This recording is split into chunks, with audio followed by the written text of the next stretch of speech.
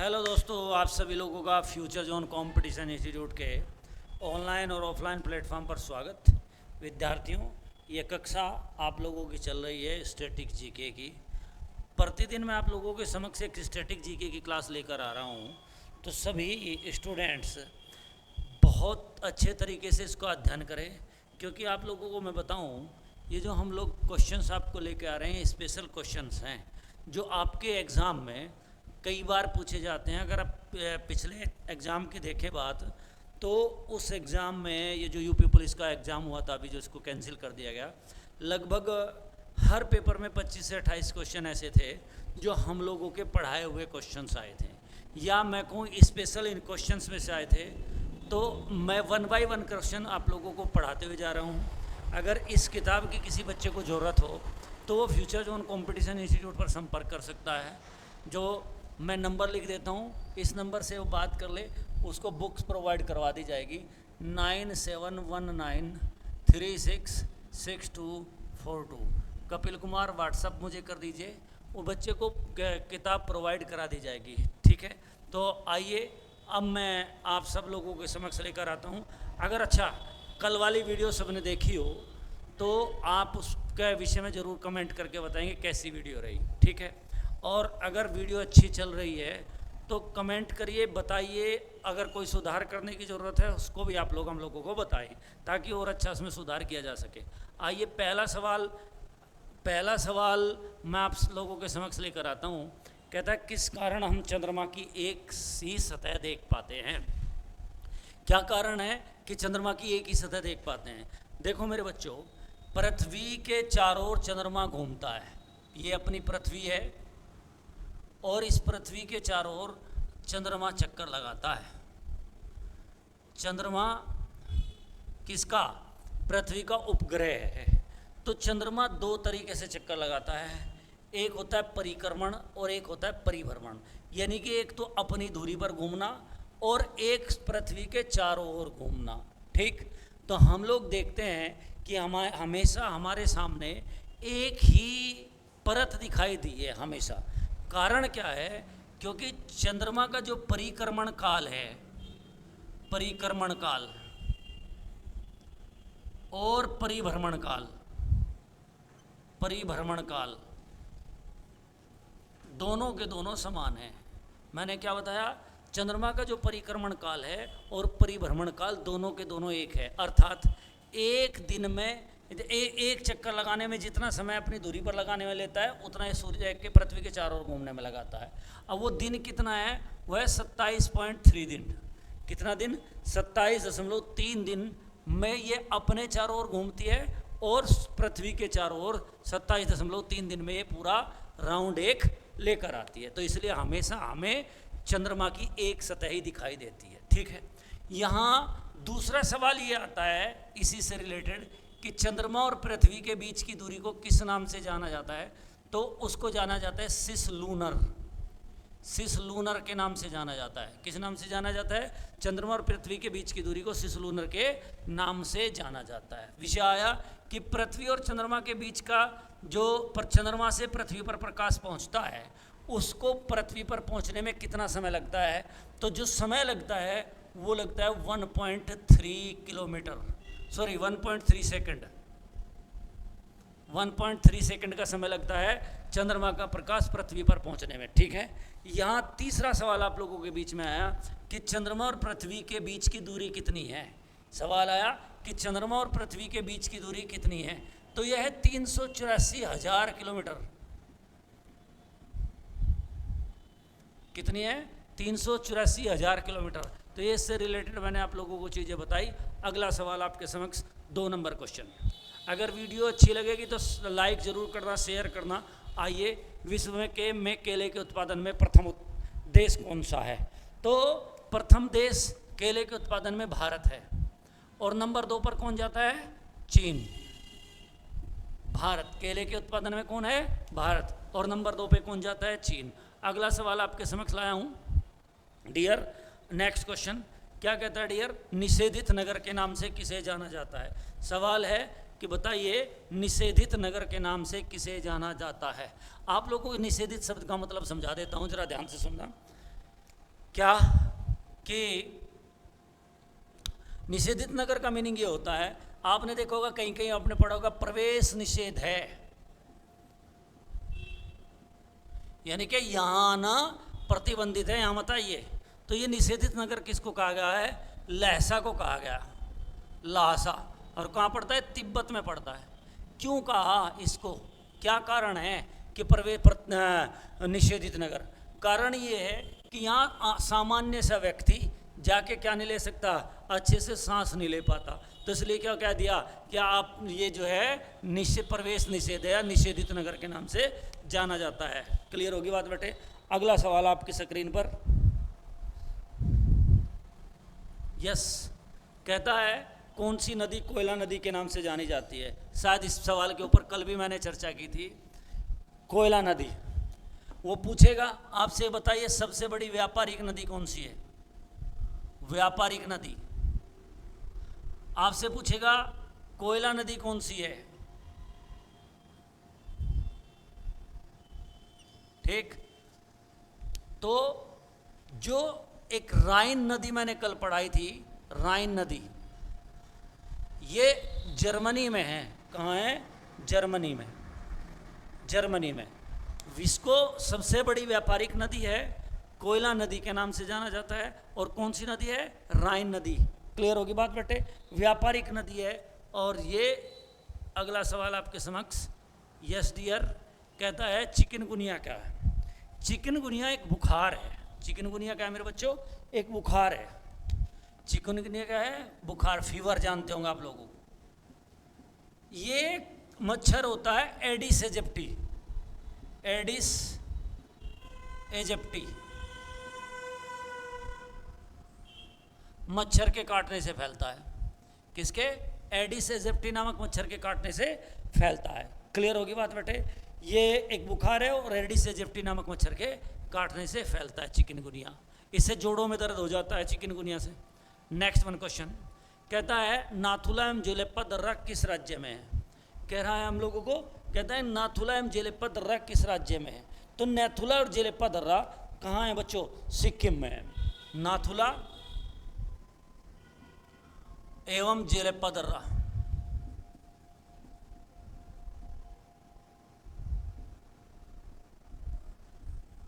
सिक्किम में स्थित है। अब मैं आप लोगों को बताऊं, इस नाथुला दर्रा की विशेषता बताता हूं। क्या बताता हूं? नाथुला दर्रे की विशेषता आप लोगों को बताता हूं। जो नाथुला दर्रा है मेरे बच्चों, ये रेशम मार्ग के लिए प्रसिद्ध था। रेशम मार्ग के लिए डियर, इस रेशम मार्ग पर प्राचीन भारत में कनिष्क ने कब्जा कर लिया था। किसने? कनिष्क ने। और जो कनिष्क किस वंश का शासक होता था? तो कुषाण वंश का शासक होता था। तो आप लोगों को बताया भी जा गया होगा हिस्ट्री में कि कुषाण लोगों की अर्थव्यवस्था सबसे मजबूत होती थी। जो ये रेशम मार्ग है, ये यूरोप में यहाँ से चीन से रेशम का व्यापार होता था। इसके ऊपर कनिष्क ने कब्जा कर लिया और यहाँ क्या टैक्स दे के प्रोवाइड करके जाते थे। इसलिए कनिष्क की अर्थव्यवस्था क्या होती थी? मजबूत अर्थव्यवस्था थी। अगला क्वेश्चन आपके समक्ष कहता है ननकाना साहिब कहाँ है? ननकाना साहिब पाकिस्तान में है। ननकाना साहिब कहाँ है? पाकिस्तान में है। ननकाना साहिब बच्चों पाकिस्तान में। अब विषय आया ये क्यों प्रसिद्ध है? ननकाना साहिब पाकिस्तान में है, क्यों प्रसिद्ध है? हम ननकाना साहिब का नाम क्यों ले रहे हैं? ननकाना साहिब को तलवंडी के नाम से भी जाना जाता है। अब आप लोग बताएंगे तलवंडी क्यों प्रसिद्ध है? तो यहाँ बताएंगे गुरु नानक का जन्म स्थान। गुरु नानक का जन्म स्थल है। किसका? गुरु नानक का जन्म स्थल है। तलवंडी किसका जन्म स्थल है मेरे बच्चों? गुरु नानक का जन्म स्थल है तलवंडी। क्लियर होगी बात बेटे? अगला सवाल आपके समक्ष लेकर आया डियर, कहता है कि मूल्यांकन की दृष्टि से किस यूनिट को पेपर गोल्ड कहा जाता है? इसमें कोड लिखा हुआ है, इसको ठीक करने का गोल्ड, पेपर गोल्ड के नाम से जाना जाता है। तो पेपर गोल्ड के नाम से जाना जाता है एसडीआर को। किसको जाना जाता है? SDR. SDR special drawing right, विशेष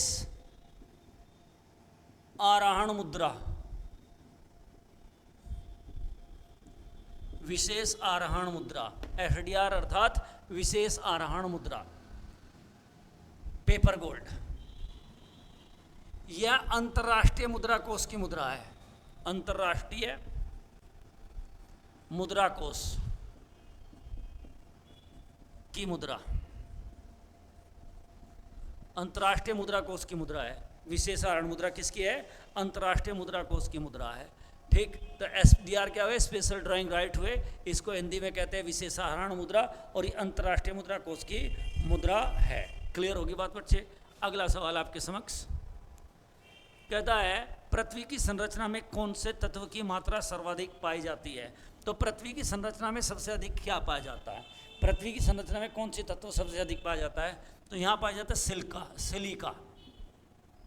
सिलिका यानी कि ब्रिजमोइट, सिलिका यानी कि ब्रिजमोनाइट। एक तरीके से इसको कह सकते हैं बालू। एक तरीके से इसको क्या कह सकते हैं? बालू का प्रभाव सर्वाधिक होता है।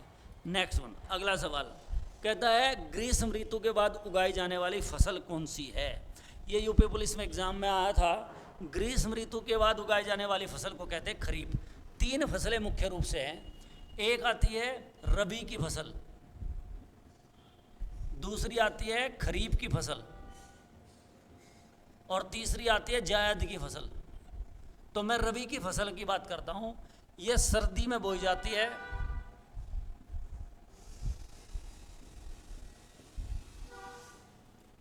सर्दी में लगाते हैं और गर्मी में काटते हैं।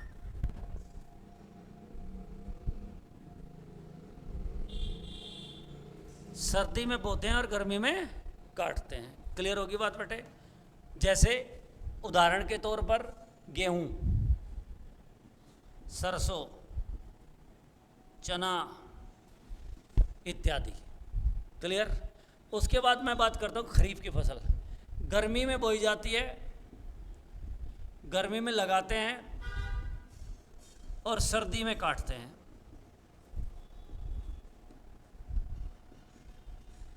धान,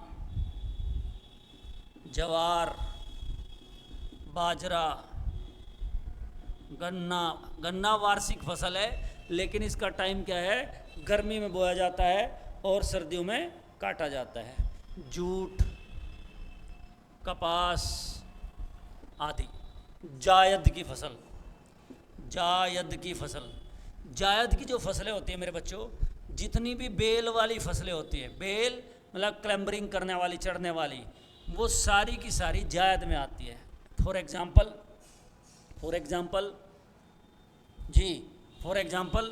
आपका तुरई, लौकी, तरबूज, खरबूजा, ये सब किसके अंतर्गत आती हैं? जायद के फसल के अंतर्गत आती हैं। क्लियर होगी बात बेटे? अगला क्वेश्चन, जहांगीर खां का संबंध किस खेल से है?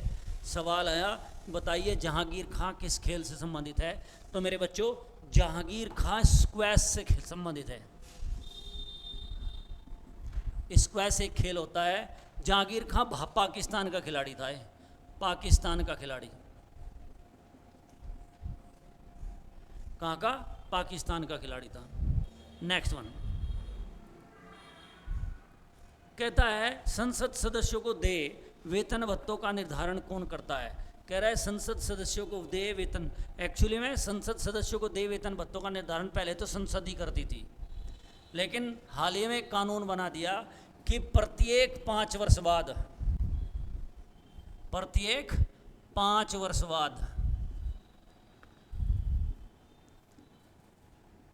अपने आप भाव में वृद्धि होगी। भाव में नहीं, वेतन में वृद्धि होगी। वेतन में वृद्धि होगी। प्रत्येक 5 वर्ष बाद वेतन में अपने आप से वृद्धि होगी। और जो किस पर आधारित होगा? महंगाई सूचकांक पर आधारित होगा। महंगाई सूचकांक पर आधारित होगा।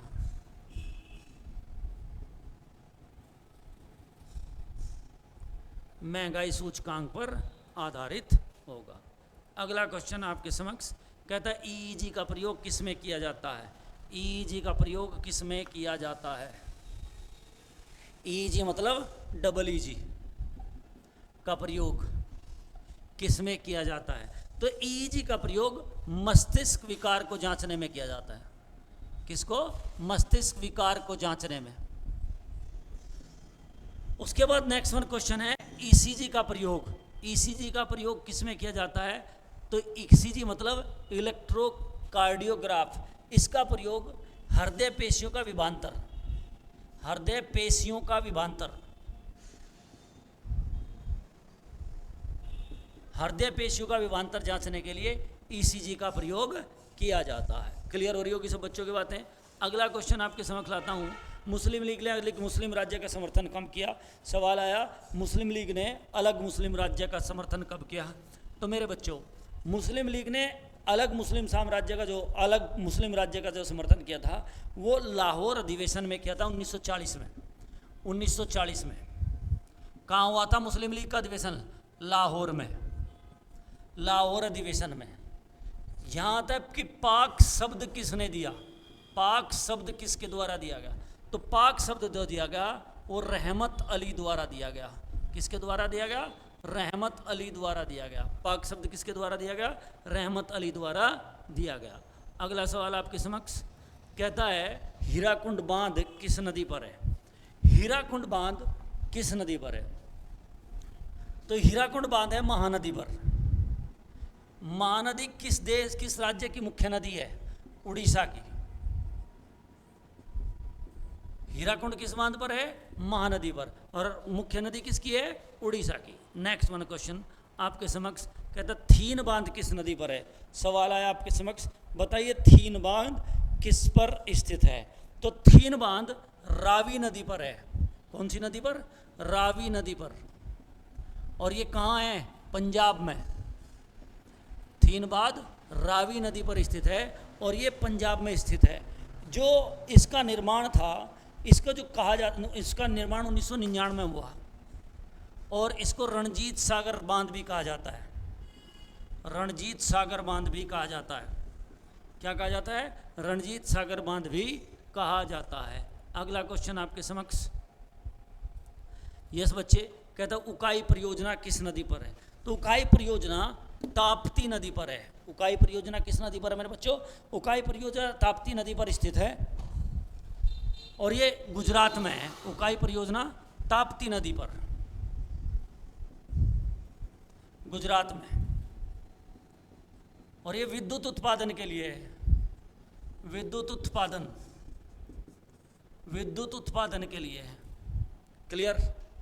नेक्स्ट वन, अगला क्वेश्चन कहता है किस ग्रंथि को मास्टर ग्रंथि कहा जाता है? देखो, मास्टर ग्रंथि पूरे शरीर को मेंटेन करते हैं, इसको मास्टर ग्रंथि, विकास ग्रंथि, विकास ग्रंथि के नाम से भी जाना जाता है। मास्टर ग्रंथि, विकास ग्रंथि के नाम से भी इसको जाना जाता है। मास्टर ग्रंथि कह लो या विकास ग्रंथि के नाम से इसको जाना जाता है। क्लियर हो रही बात? कौन सी ग्रंथि है? उसका नाम है पीयूष ग्रंथि। कौन सी? पीयूष। इसको बोलते हैं पिट्यूटरी ग्रंथि। पिट्यूटरी ग्रंथि, विकास ग्रंथि, पीयूष ग्रंथि, पिट्यूटरी ग्रंथि, इसी को कहा जाता है। क्लियर हो रही बात बेटे? यह मानव शरीर मस्तिष्क के पश्च भाग में होती है। मानव मस्तिष्क के किस भाग में होती है?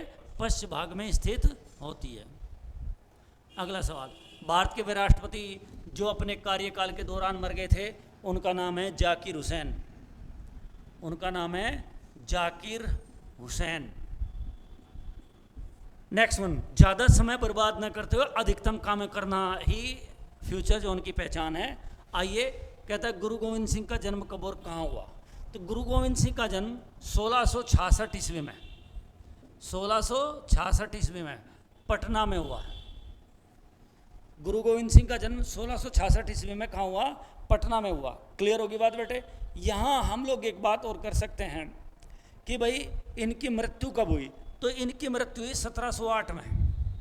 और कहाँ हुई? नांदेड़, महाराष्ट्र में। नांदेड़, महाराष्ट्र, नांदेड़ महाराष्ट्र में इनकी मृत्यु हुई थी। इनके पिता का नाम तेग बहादुर था और माता का नाम गुजरी था। पिता का नाम तेग बहादुर था और माता का नाम क्या होता था? गुजरी होता था। क्लियर? अगला question, a passage to England पुस्तक के लेखक का नाम, ए पैसेज टू इंग्लैंड पुस्तक के लेखक का नाम है नीरद सी चौधरी। नीरद सी चौधरी, नीरद सी चौधरी। यही मैं एक पुस्तक बताता हूं, a passage to India, a passage to India, यह है ए पैसेज टू इंग्लैंड। और यहां पूछ रहा हूं मैं क्या? ए पैसेज टू इंडिया पुस्तक के लेखक का नाम बताइए, क्या था? ए पैसेज टू इंडिया पुस्तक के लेखक का नाम बताओ। क्लियर? तो ए पैसेज टू इंडिया पुस्तक के लेखक का नाम है E.M. फोस्टर।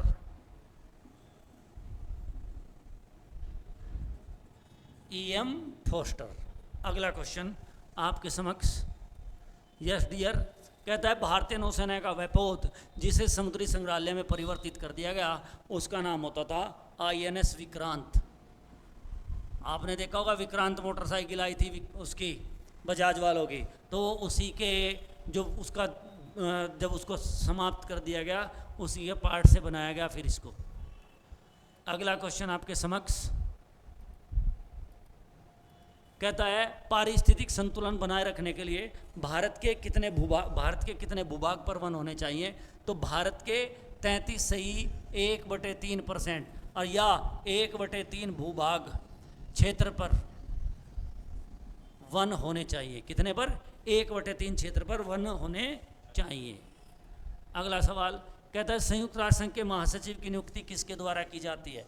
संयुक्त राष्ट्र संघ के महासचिव की नियुक्ति, कहता है हमसे कि संयुक्त राष्ट्र संघ के महासचिव की नियुक्ति किसके द्वारा की जाती है?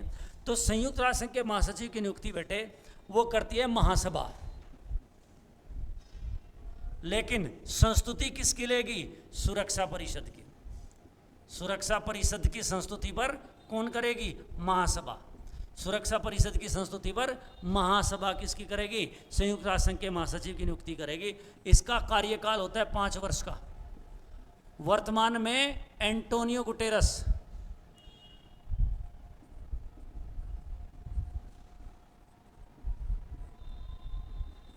जो तुर्की के पूर्व प्रधानमंत्री रहे हैं वे संयुक्त राष्ट्र संघ के महासचिव हैं, एंटोनियो गुटेरस। क्लियर होगी बात बेटे? आपसे सवाल मेरा, बताइए कि कौन सा ऐसा महासचिव था जिसकी मूल विमान दुर्घटना में मृत्यु हो गई थी? कल सब बच्चे ढूंढ कर लाएंगे। संयुक्त राष्ट्र संघ का कौन सा ऐसा महासचिव था जो बताए कि उसके महासचिव की मृत्यु विमान दुर्घटना में हुई? क्लियर होगी बात बेटे? अगला सवाल आपके समक्ष, यस, जब भारत छोड़ो आंदोलन का भारतीय राष्ट्रीय कांग्रेस ने प्रस्ताव पारित किया उस समय भारतीय राष्ट्रीय कांग्रेस के अध्यक्ष कौन होते थे? तो सबसे अधिक लंबे समय तक अगर आपसे पूछे कि सबसे अधिक लंबे समय तक भारतीय राष्ट्रीय कांग्रेस का अध्यक्ष कौन रहा तो उसका नाम है मौलाना अब्दुल कलाम आज़ाद।